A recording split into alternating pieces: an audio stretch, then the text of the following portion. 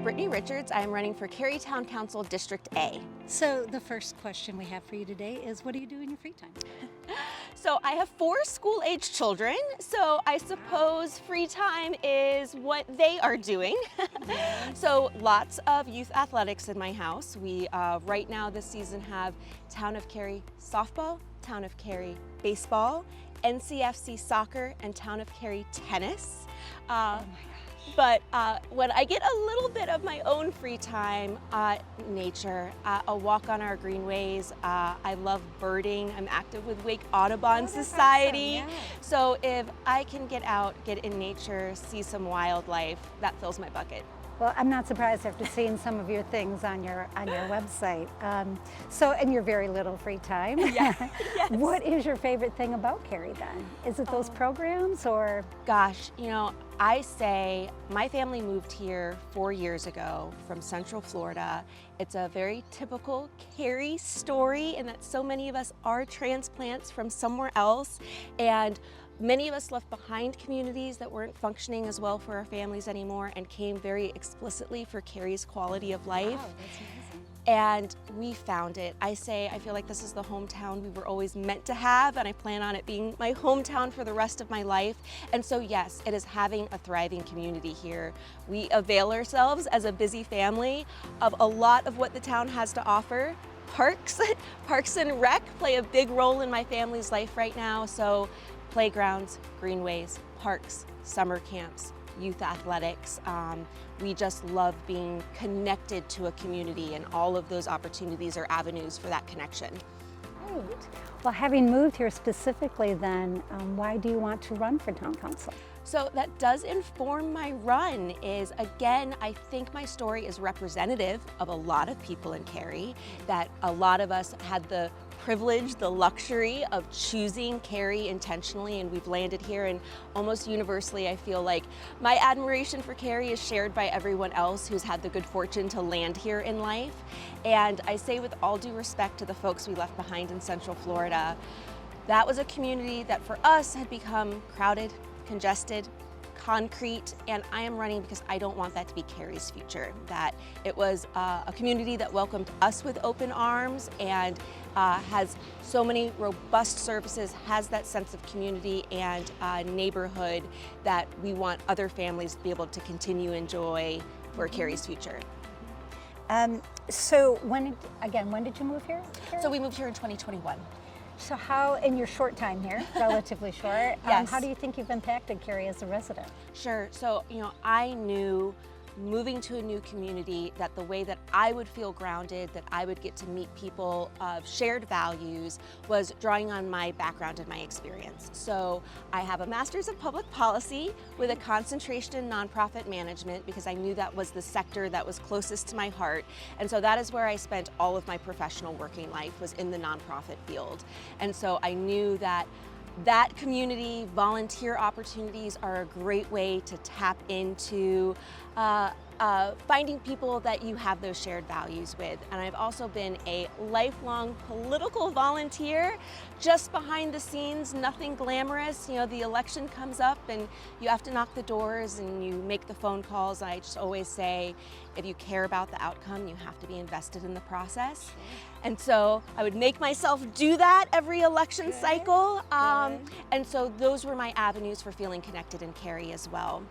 So I volunteered with my precinct. Our first real election cycle here was the 2022 midterms, which there were many important races that cycle, and so was very active. And then I was given the opportunity by my precinct leadership to step into an officer role. So I've been serving as my precinct secretary now for a couple of years. But then I mentioned the environment is also very important to me. So I serve on Town of Cary's Environmental Advisory Board, and I serve on Wake Audubon Society's Communications Committee. I actually write our monthly blogs about Wake Audubon's Bird of the Year. So if you want to go into the archives, last year we wrote about the ruby-throated hummingbird. This year I have been writing monthly about the red-cockaded woodpecker. That's amazing. And you, as you mentioned, you are a bird watcher, right? Yes, yes, I yes. don't know what kind of bird that is, but I'll have to go look it up now. It's interesting to run in a place that you love.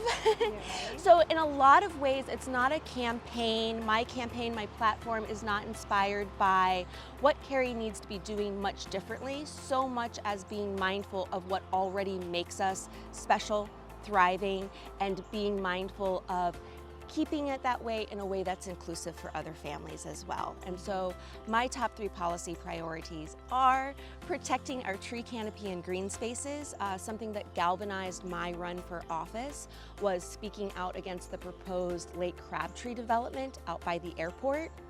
And when I spoke to the Airport Authority Board, the body that's making that decision, I said, we can't destroy the very thing that's making this a desirable community to live in the first place.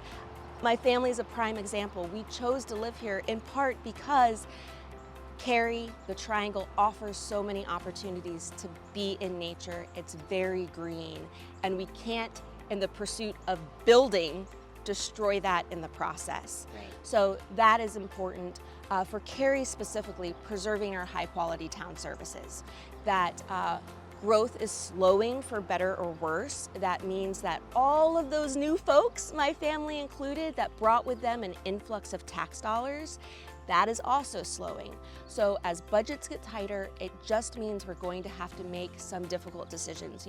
I wish I could promise voters a magic wand and we could have everything we wanted without compromise, but I'm running to be a pragmatic leader to tell voters, residents, the truth that some of these tough decisions are coming.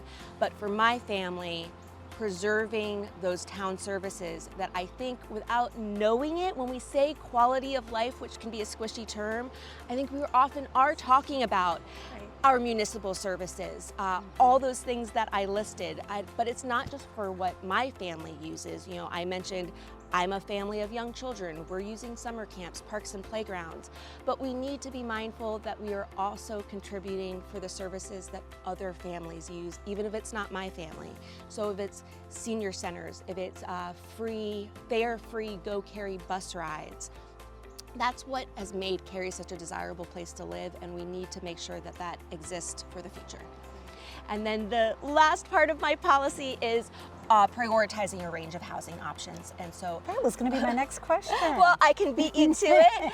So affordable housing is a difficult issue, not of course just for Cary, for the Triangle, for communities across the country.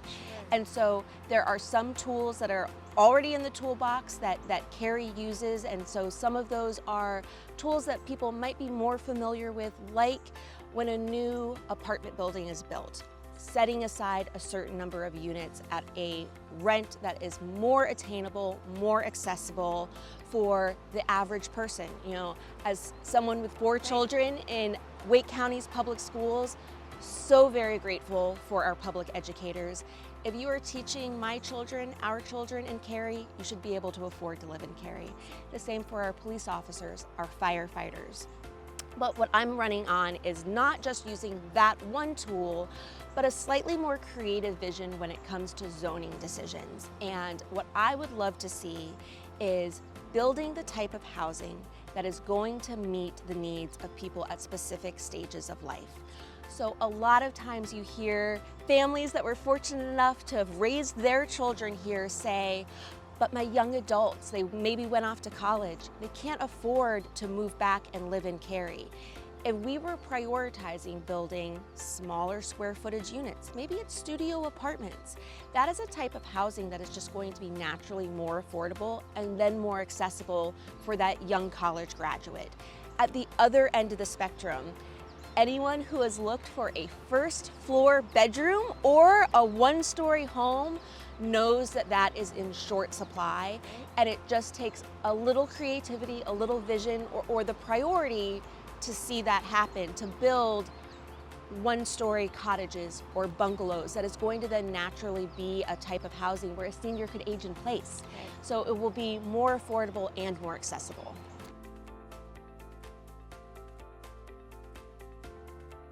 I think a lot of this has to do with collaboration, because a municipality can't do it alone. I think it really means collaboration with our partners at Wake County and the Wake County Commission in particular. It was such a shame that during COVID, we were able to access additional federal dollars and offer free breakfast and lunch for all students. And then when those federal dollars dried up, we have gone back to having to pay for lunches. Our Wake County Commission does a tremendous job of filling in our public education gaps with their own budget as best they can. But I think it is a collaborative effort. So it is tapping into what our county can do to offer additional supports. And living in Wake County, we have a delegation that is primarily of Democrats, and so I think when you are aligned that way, when you have that kind of shared values, if that is representative at your municipal level, at your county level, especially if you are having to combat a different perspective from your General Assembly, that kind of collaboration is really where you would see the most opportunity to make those kinds of differences for families. Mm-hmm.